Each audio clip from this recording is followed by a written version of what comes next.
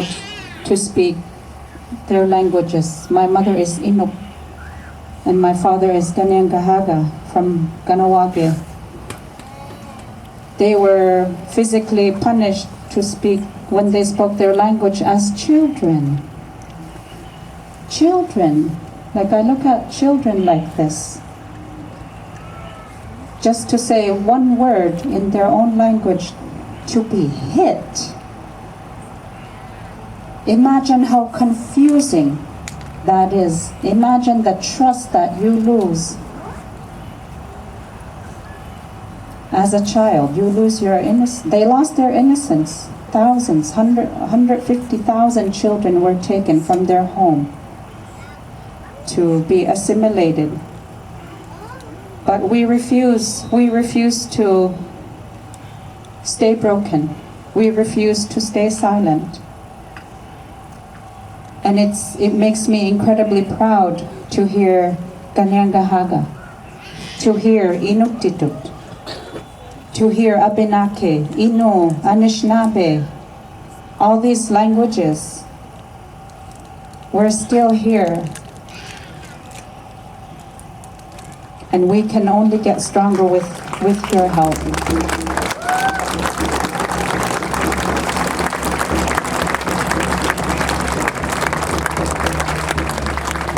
In honor of the children that never went home, and in honor of the survivors of residential schools and federal day schools, I'm going to sing a song in Inuktitut and invite my friend Chris here.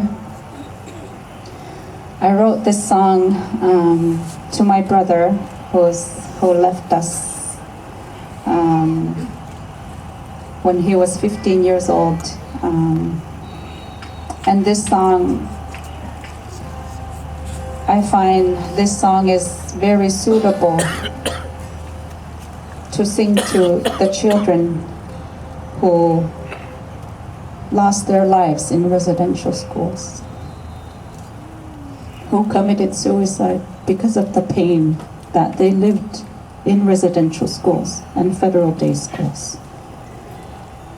I'll briefly translate it so you can understand.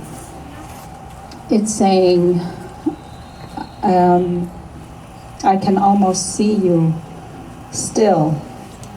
I do wish that you were still here. You are happy where you are, up there in heaven. I'll dance with you. I'll be happy with you again one day. I love you and I miss you.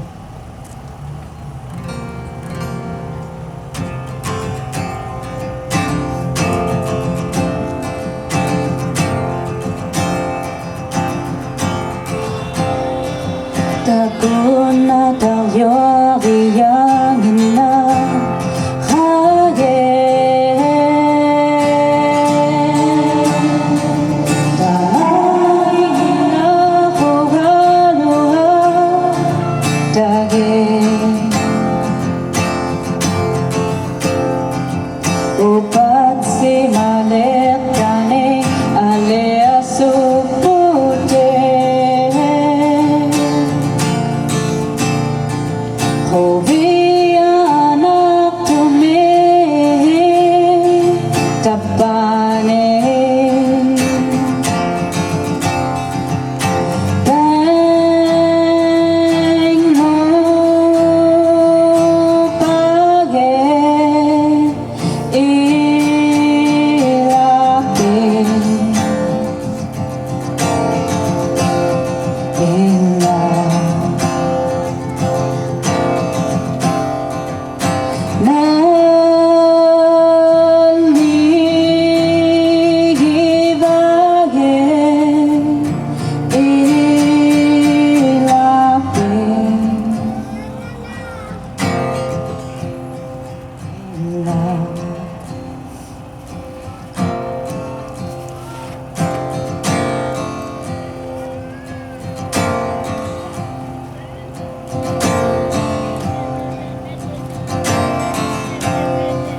Aseo lok sima ho lao yung gi ta ge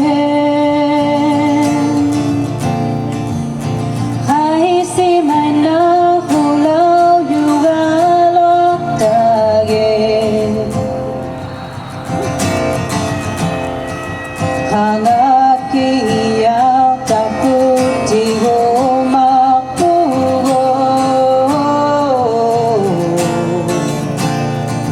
안에서 하티기고 막부고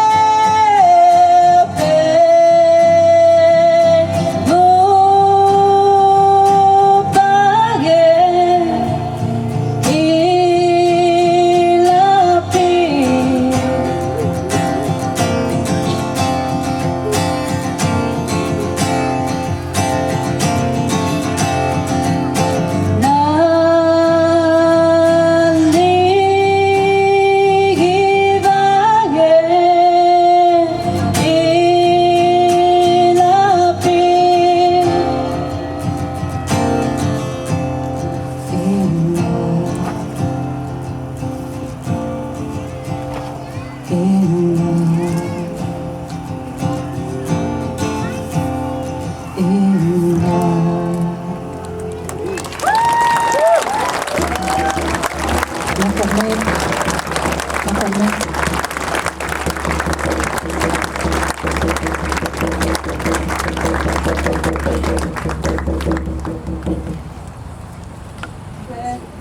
Y'all will go up, Beatrice. It was beautiful. We have a few residential school survivors here in the crowd, and I'd like to invite them to come up to the front. Only if they want. Yes, if you're comfortable.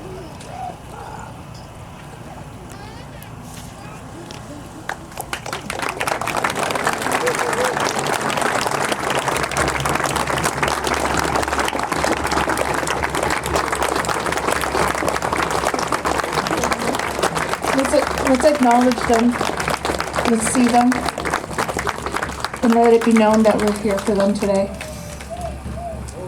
S'il y a des personnes qui étaient aux écoles passionnantes, ont évité de venir avec tout le monde ici.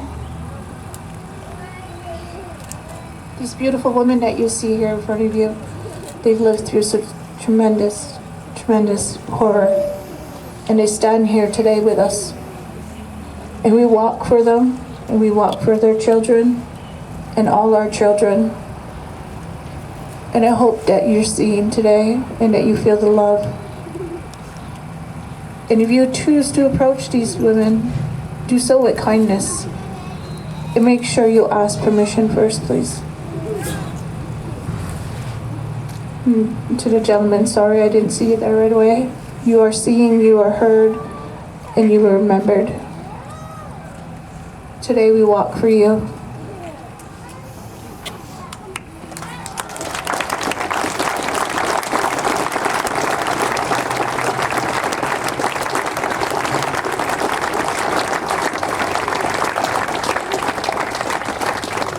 Today it's about love. Love for you and your strength.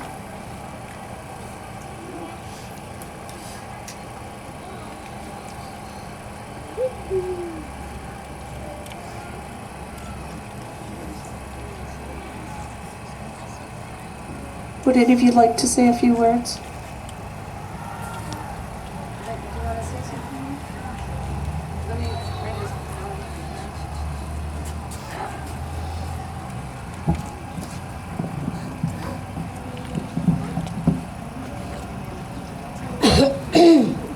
Yes, I come to these events like this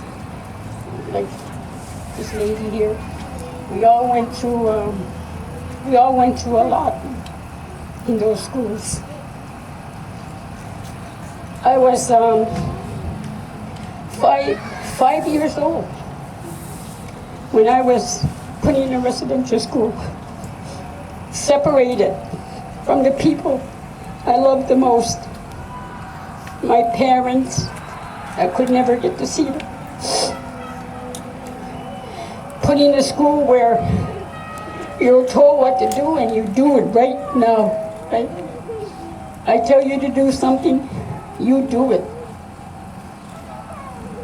But bothers me the most was that I never got to enjoy my family, my parents. And I'm not alone. There's a lot of us that went through the residential school system, but we are still here. We're still trying to learn.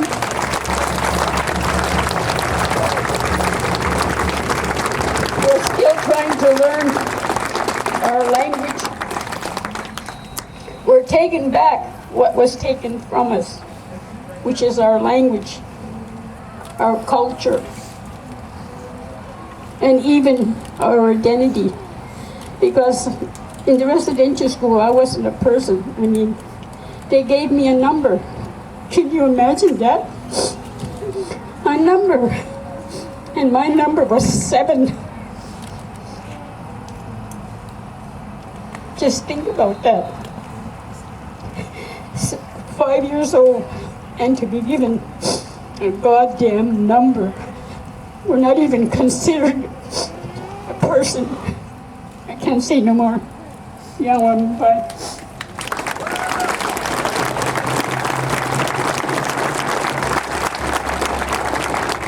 So, like children say,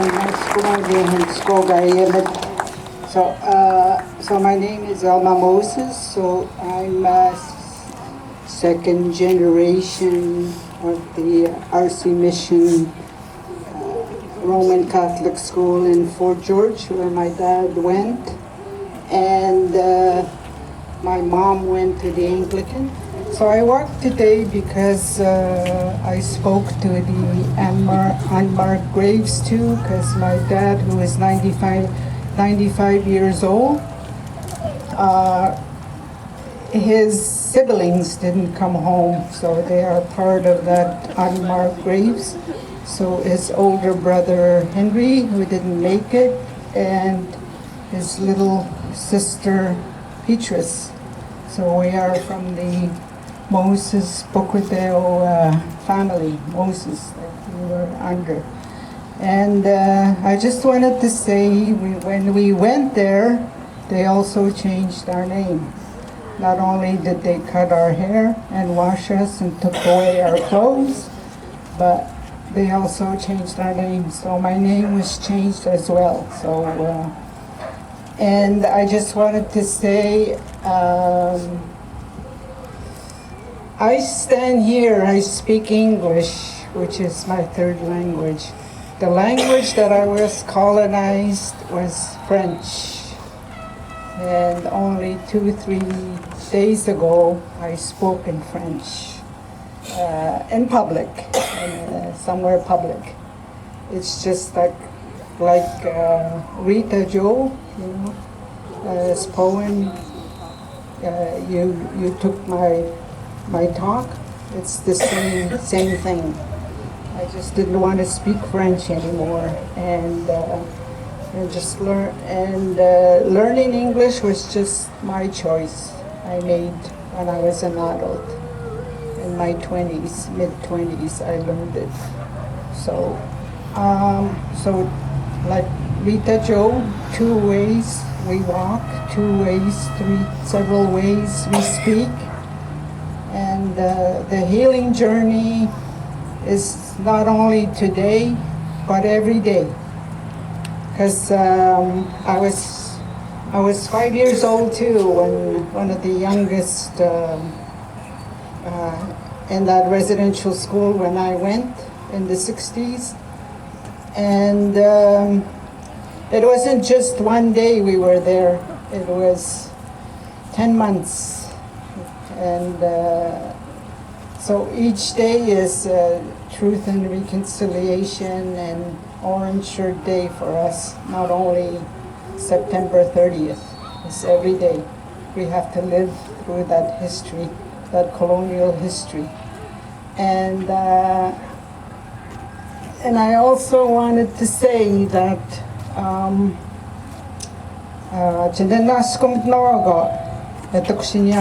to walk with us. I want to thank each and every one of you who come to walk. And one thing I noticed too is as the years go by, the crowd's getting smaller and smaller. As I came like 2-3 years ago too, the crowd was huge, so, and I was quite impressed, you know. So that's one thing that we noticed, that the people, it's not as important, they do something else, you know. But this is part of the history, despite what the federal government or despite what the provincial governments say, you know, that there's no racism. It was because of racism that they took us away from our parents, our siblings, our grandparents, our communities. We were okay there, but at the residential schools, we were not. We were expected to pick up the colonial language as soon as we stepped inside those institutions. We were expected to speak French right away or speak English right away, just like that. No translators. Doesn't make any sense, and we were 5 years old. So right now, you know, and we saw, like myself, I saw lots of violence. And now we have to, when we educate people, you know, we say, oh, the content is it's too hard, it's too violent. But what about us? When we were children, we were just children, 5 years old. The colonial violence that was inflicted on us as children, we didn't choose. We were taken, kidnapped from the embrace of our parents, grandparents, our siblings, and that they can never be, no matter if it's an apology from anyone, we can never have those days back. But we have to move on and make that journey. And that reconciliation, it goes both ways. Right now, it's mostly Indigenous people that do it, to educate non-Indigenous people. But me, I think that everyone, every day, should take the step to educate themselves, because it's our common history. And we have that responsibility, not just us as survivors. It goes both ways. So anyways, and I thank you all for being here, you know, for taking the time this afternoon on this beautiful day to march with us. And to our survivors, like my aunt and uncle who didn't make it back and who are part of the unmarked graves. Watch him out and suggest and get. Ay mo magno do and nandot say tigno itanda kada do. Sinanas kumpno agam sir. Thank you.